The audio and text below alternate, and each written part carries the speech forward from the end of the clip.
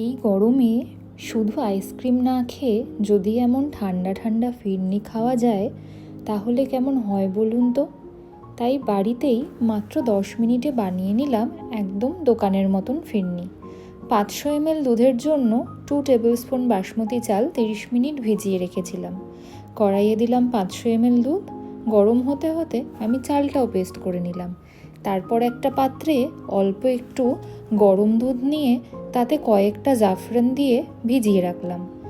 দুধ ফুটে উঠলে জাফরান ভেজানো দুধ আর বেটে রাখা চালটা দিয়ে ভালো করে নাড়তে হবে, নয়তো চালটা একদম জমাট বেঁধে যাবে। তারপর 3 থেকে 4 টেবিল স্পুন চিনি আর এলাচ গুঁড়ো দিয়ে আবার ভালো করে মিশিয়ে নিতে হবে। আমার কাছে মাটির পাত্র ছিল না বলে আমি কাঁচের পাত্রেই সার্ভ করে নিলাম। সঙ্গে দিয়ে দিলাম কুচনো আমন্ড আর 2-3টে জাফরান ওপর থেকে।